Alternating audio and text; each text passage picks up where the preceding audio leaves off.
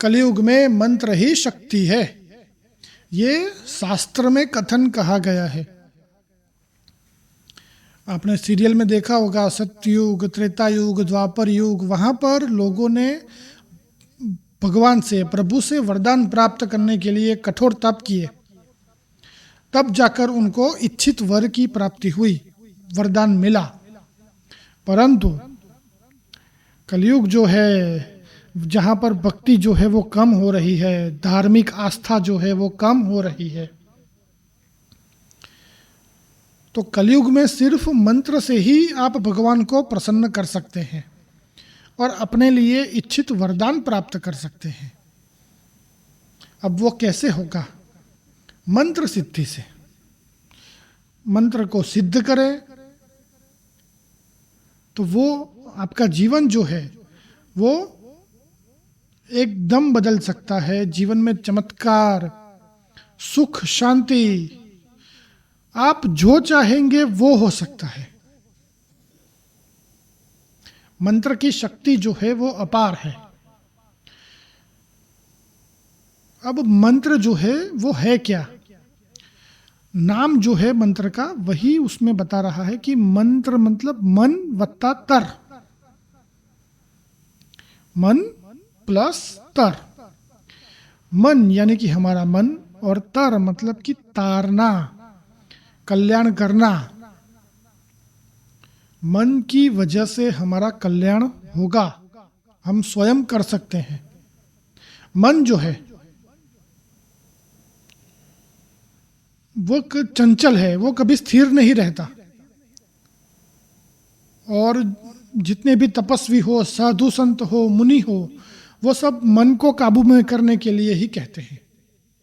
एक बार किसी भी व्यक्ति का मन स्थिर हो गया तो फिर वो अपने मन से अपने जीवन को इच्छित दिशा में ले जा सकता है।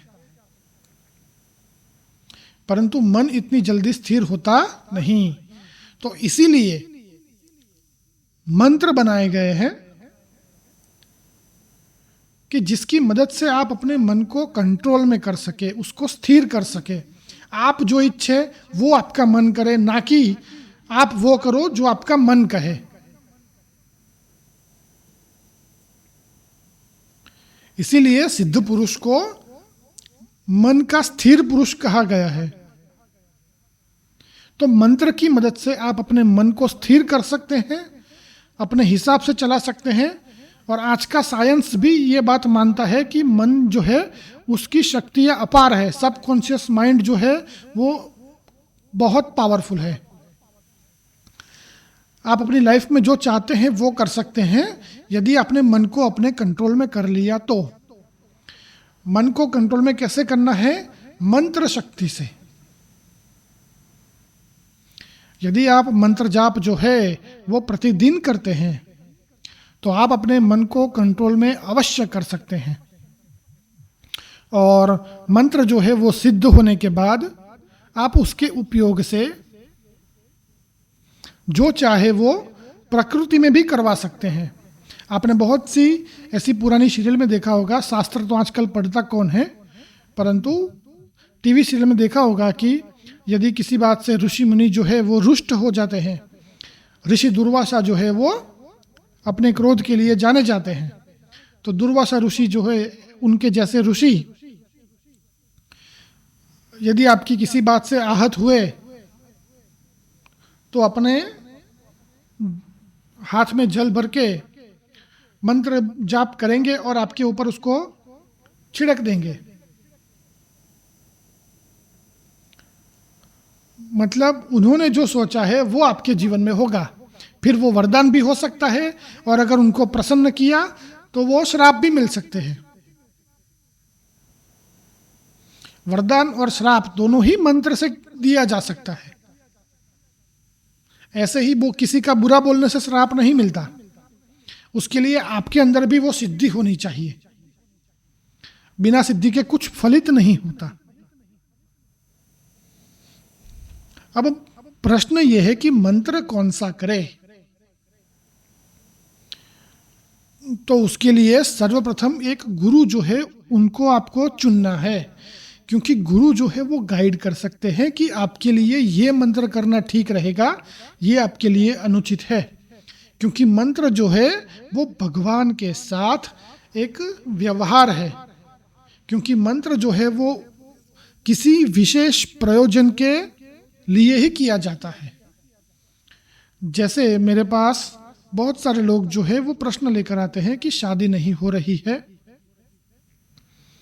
मकान नहीं बन रहा, बिजनेस नहीं चल रहा, जॉब में तरक्की नहीं हो रही है, इनकम बंद है, घर में सब बीमार रहते हैं। ये सभी परेशानियां जो है वो कुंडली देखकर सॉल्व की जा सकती है, और कुंडली देखकर फिर मैं उनको उनके अकॉर्डिंग मंत्र जो है वो सजेस्ट करता हूँ। तो वैसे ही आपको एक गुरु चुनना है जो आपको बता सके कि ये मंत्र जो है वो आपके लिए सही है, इसका प्रतिदिन जाप करें। सिद्ध होने पर आपको आपके मन के अनुसार जिस भी विशेष कार्य के लिए आप मंत्र जाप कर रहे थे वो अवश्य फलित होगा।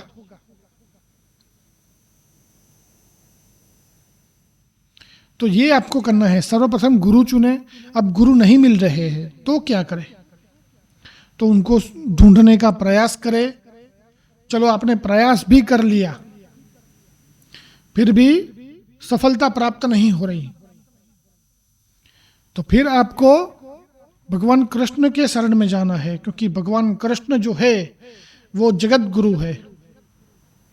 वसुदेव सुतम देवम कंस चाणूरमर्दनम देवकी परमानंदम कृष्णम वंदे जगत गुरु।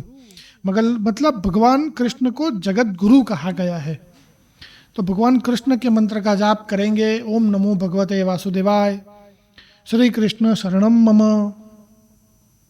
इनका जाप करें। भगवान कृष्ण जो है वो सर्व सिद्धि के स्वामी है, तो वो कोई भी सिद्धि आपको दे सकते हैं। अब मान लीजिए किसी को भगवान कृष्ण की भक्ति पसंद नहीं है, तो क्या करें?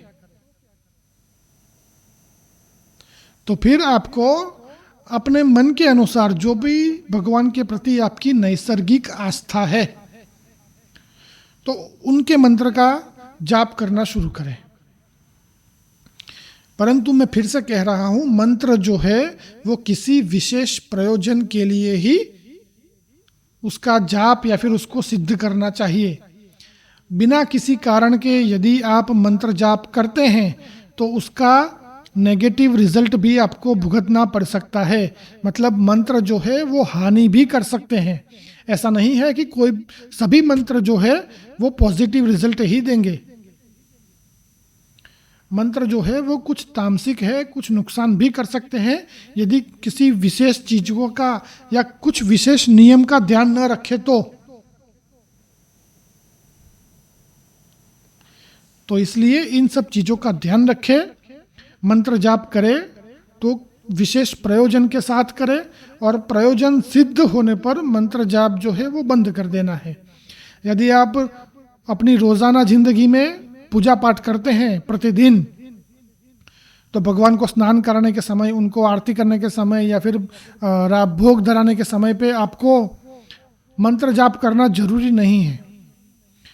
भगवान की पूजा जो है वो आप सिर्फ उनका नाम जप करके भी कर सकते हैं। ओम नमः शिवाय, ओम नमः शिवाय, ओम नमः शिवाय ऐसे बोल के भी आप घर में प्रतिदिन पूजा कर सकते हैं। उसके लिए महामृत्युंजय मंत्र जो है वो बोलने की जरूरत नहीं है, क्योंकि ये प्रतिदिन की पूजा है। वो घर में आप सिर्फ सुख शांति रहे उसके लिए करते हैं। कोई विशेष प्रयोजन के लिए रोजाना जिंदगी में पूजा पाठ नहीं होती। जब कोई विशेष कार्य हो, मकान नहीं बन रहा, शादी नहीं हो रही है, बिजनेस नहीं चल रहा, लीगल केस हो गया है, उसमें से कैसे मुक्ति मिले, ये सब चीजें जो हैं उसके लिए कुंडली देखकर मंत्र जो है वो बताया जाता है। और मंत्र जो है वो विशेष कार्य के लिए ही किया जाना चाहिए।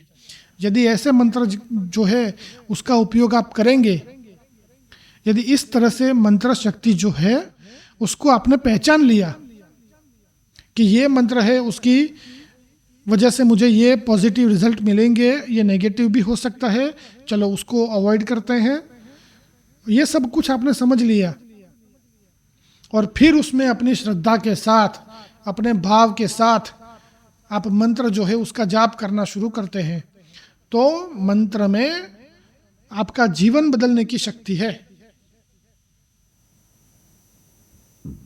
जैसा मैंने बताया, मंत्र जो है वो कलयुग में सर्वशक्ति है।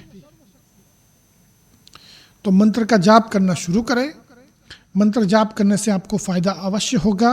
कुछ नियम का ध्यान रखें, अपने गुरु चुने, किसी विशेषज्ञ से ही किसी स्पेसिफिक मंत्र जो है उसके बारे में जानकर उसको फिर सिद्ध करना शुरू करें, तो आपका जीवन अवश्य बदलेगा।